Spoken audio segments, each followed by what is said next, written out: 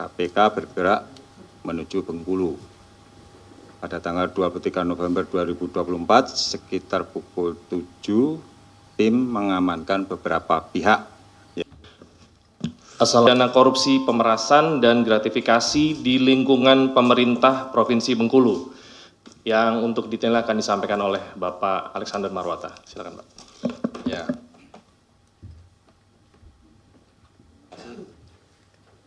Teman-teman, kami mohon maaf teman-teman menunggu terlalu lama ya karena banyak surat-surat yang harus ditandatangani dan dikoreksi. Ya, saya akan menyampaikan kegiatan menyangkut penangkapan ya terduga tindak pidana korupsi yang terjadi di Provinsi Bengkulu.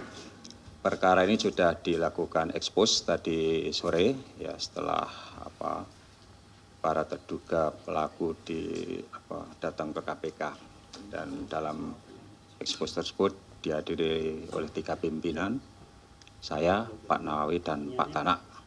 Dan berdasarkan kecukupan alat bukti, kami sepakat untuk menaikkan perkara ini ke tahap penyidikan. Jadi Pak Tanak juga setuju, artinya beliau juga tidak keberatan dengan adanya kegiatan-kegiatan penangkapan seperti ini. Jadi jangan ditanyakan lagi besok kalau ada Pak Tanak itu kan.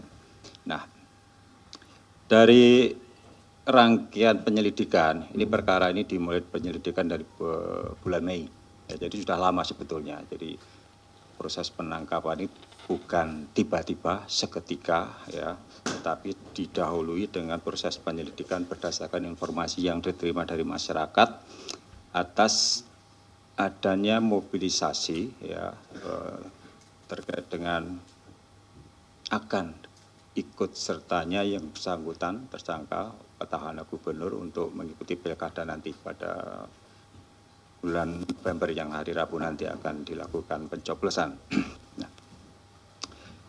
selanjutnya dari rangkaian penyelidikan dan berdasarkan keterangan pihak-pihak dan informasi, KPK mendapatkan informasi pada hari Jumat kemarin tanggal 22 November 2024 terdapat dugaan penerimaan sejumlah uang oleh saudara EF alias AC selaku ajudan Gubernur Bengkulu dan saudara IF selaku Sekretaris Provinsi Daerah Bengkulu yang dimaksudkan untuk saudara RM selaku Gubernur Bengkulu.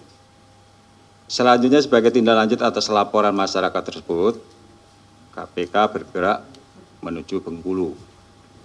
Pada tanggal 23 November 2024 sekitar pukul 7, tim mengamankan beberapa pihak yaitu saudara SR selaku Kepala Dinas Tenaga Kerja dan Transmigrasi Provinsi Bengkulu.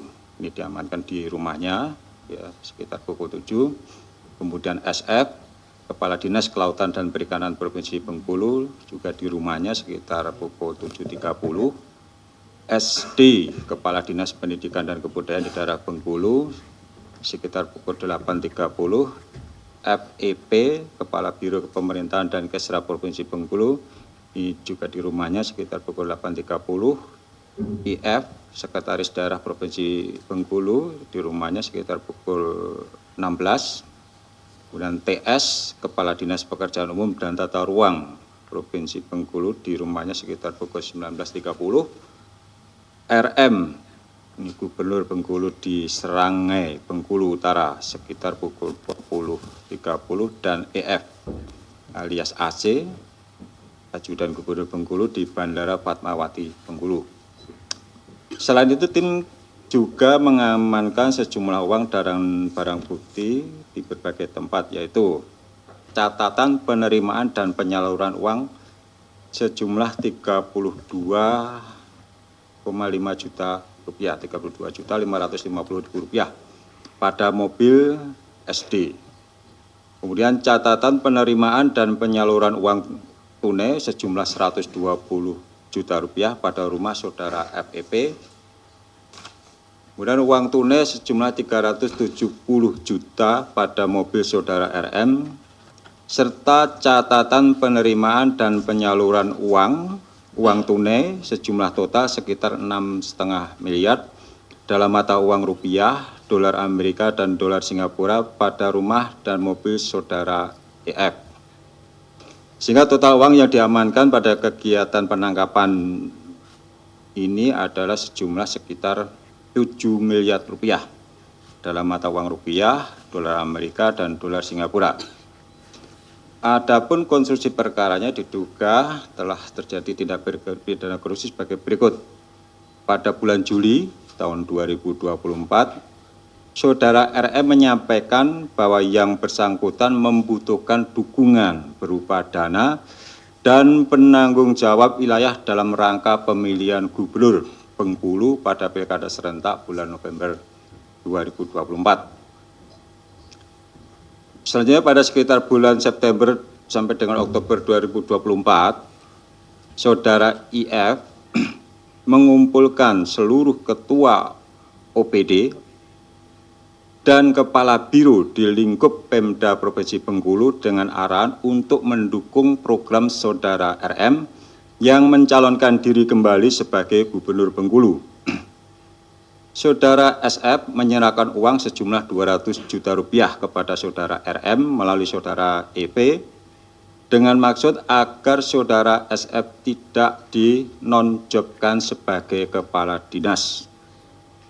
Saudara TS mengumpulkan uang sejumlah 500 juta yang berasal dari potongan anggaran ATK, alat tulis kantor, potongan SPPD, surat perintah perjalanan dinas, dan potongan tunjangan pegawai. Terkait hal tersebut, Saudara RM pernah mengingatkan Saudara TS, apabila Saudara RM tidak terpilih lagi menjadi gubernur, maka Saudara TS akan diganti. Saudara SD mengumpulkan uang sejumlah 2,9 miliar. Saudara SD juga diminta Saudara RM untuk mencairkan honor PTT pegawai tidak tetap dan GTT guru tidak tetap seprovinsi Bengkulu sebelum tanggal 27 November tahun 2024. Jumlah honor per orang adalah 1 juta.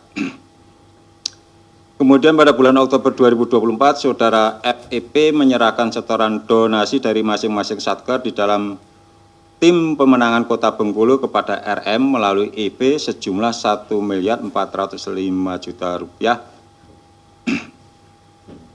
Kemudian selanjutnya para pihak tersebut dibawa ke Jakarta. Tadi sudah dibawa ke Jakarta dan kemudian dilanjutkan dengan pemeriksaan kepada para pelaku terduga korupsi. Atas fakta peristiwa tersebut, kemudian KPK telah menemukan adanya permulaan bukti yang cukup dan menaikkan perkara ini ke tahap penyidikan. KPK selanjutnya menetapkan 3 orang sebagai tersangka, yaitu RM, Gubernur Bengkulu, IF, Sekretaris Daerah Provinsi Bengkulu, dan EP atau AC, ini Ajudan Gubernur Bengkulu. Atas perbuatannya, para tersangka disangka telah melanggar ketentuan pada pasal 12 huruf E dan pasal 12 huruf E ini pasal pemerasan ya, dan pasal 12B besar gratifikasi. Undang-Undang Nomor 31 Tahun 99 sebagaimana telah dirubah dan Undang-Undang Nomor 20 Tahun 2001 pasal KUHP. KPK selanjutnya akan melakukan penahanan kepada para tersangka untuk 20 hari pertama terhitung mulai hari ini tanggal 24 November tahun 2024 sampai dengan tanggal 13 Desember tahun 2024. Penahanan dilakukan di Rutan Cabang KPK. Demikian saya sampaikan. Terima kasih. Terima kasih Pak Alek.